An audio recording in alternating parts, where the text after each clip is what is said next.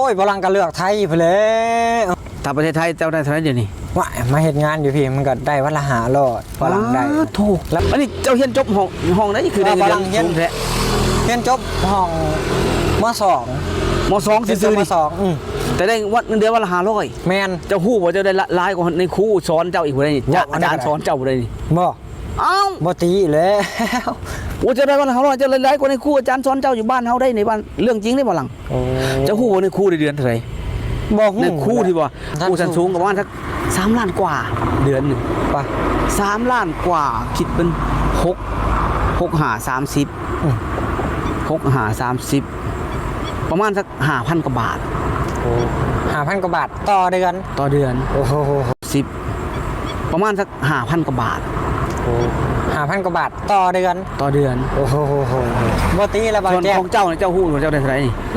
เดือนนึงเจ้าเฮ็ดครบ30วันเท่าวันละ500 15,000เจ้าได้เกือบ10ล้านป้าต้องเห็นบ่พี่น้องเรียนจบแค่ม.2เนาะ3ล้านกว่าก็เกือบ10ล้านบ่หลังเจ้าม.2เจ้ากว่าจบ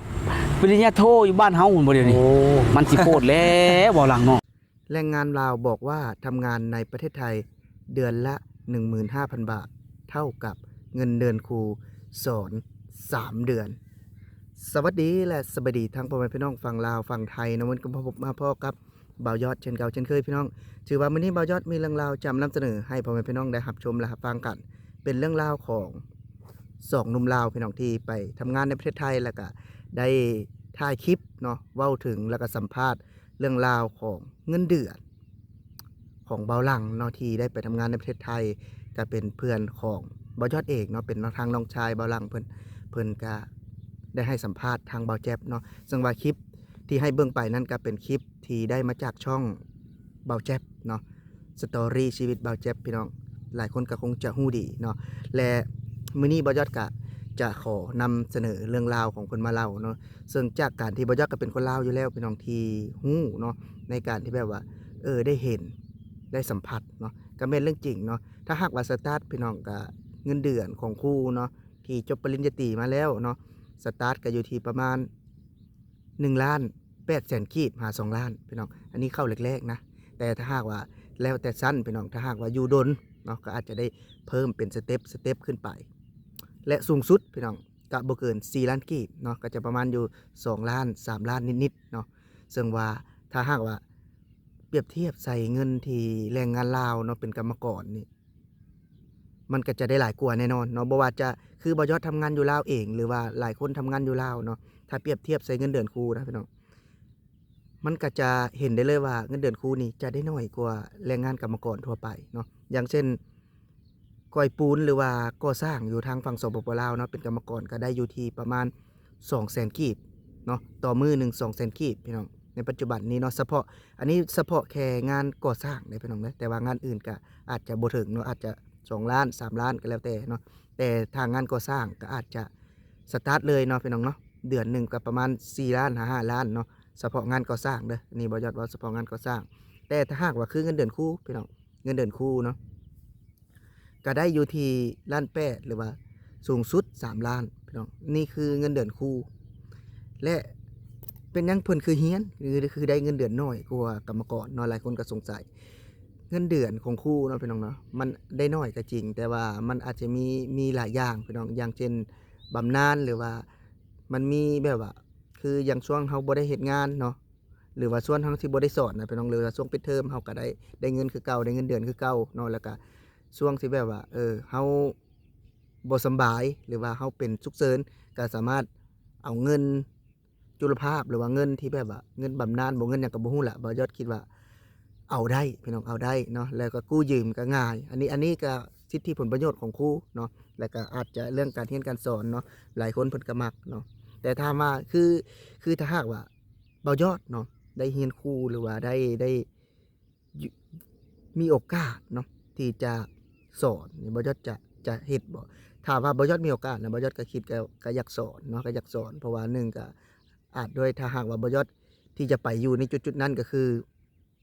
ก็ต้องด้วยใจมักด้วยเนาะแต่ถ้าหากว่าเฮาเรื่องเงินเรื่องคำอย่างเดียวแน่นอนว่าการที่เฮาไปเรียนแล้วมันได้น้อยเนาะเพราะว่า เฮาฮู้อยู่แล้วว่าในการที่แบบว่าเฮาสิเรียนจบสูงแล้วใดก็แล้วแต่เนาะอยู่ในลาวนะพี่น้องบ่แม่นว่ากรรมกรเนาะจะได้น้อยกว่าครูได้พี่น้องนะครูจะได้รายน้อยๆกว่ากรรมกรเนาะอันนี้เว้าจากปากบ่ยอดเลยเว้าความจริงเนาะและเป็นหยังคนคือไปเรียนครูคนคือยังไปเรียนเนาะคือบ่ยอดเว้าแหละสิทธิมันก็หลายกว่าพี่น้องสิทธิที่แบบว่าเฮาจะได้จากตรงนั้นว่าซั่นซะก็จะหลายกว่าคนธรรมดาเนาะคือเฮานี่เฮาได้ก็จริงเนาะแต่ว่าเฮาเอาแฮงแลกเงินว่าซั่นซะได้หลายกว่าบางคนก็จะได้หลายกว่า3เท่า4เท่าพุ่นล่ะเนาะแต่ว่าคือเว้าหั่นล่ะเฮามันบ่แน่บ่นอนบางเทื่อเฮาเมื่อยเฮาเจ็บเฮาเป็นจังซี่เฮาก็บ่สามารถที่จะได้แต่เป็นครูหรือว่าเป็นข้าราชการสิทธิก็จะได้หลายกว่าแต่ว่าเป็นหยังคนคือบ่เรียนและบางคนคือเรียนและหลายคนก็บ่เรียนเนาะหลายคนก็สงสัยสิ่งที่บ่เรียนคือคันเว้าแล้วก็ก่อนที่จะได้เป็นครูอย่างเต็มโตนี่มันลำบากมากๆพี่น้องลำบากมากๆเนาะไปเรียนเพื่อสิจบแล้วก็เพื่อสินั่นพี่น้อง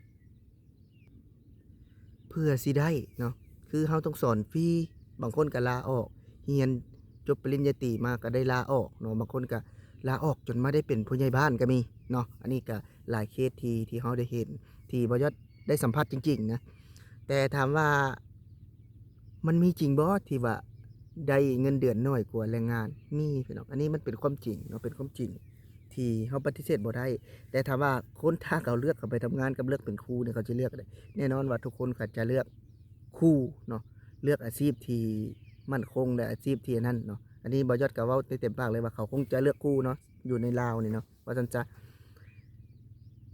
หลายคนก็ฮู้ว่ามันได้น้อยเด้เนาะมันได้น้อยเด้เป็นหยังคือเลือกเนาะคือเว้าบ่ยอดเว้าแหละมันก็สิทธิมันก็หลายอย่างเนาะถึงจะขึ้นเดือนอาจจะได้น้อยก็จริงเนาะแต่ว่ามันได้กินยาวๆได้กินระยะนานเนาะเพิ่นก็คิดแบบนั้นแต่ว่าเป็นหยังคนคือบ่ไปเรียนเนาะคือว่าได้สิทธิดีขนาดนั้นคนคือบ่ไปเรียนมันก่อนมันสิได้มันก็ตามเส้นตามสายคือมันว่าเนาะแล้วก็เรื่องการสอนฟรีบางคนก็ลาออกพี่น้องการที่จะเรียนจบแล้วได้ไปเป็นแบบได้ไปเป็นครูนี่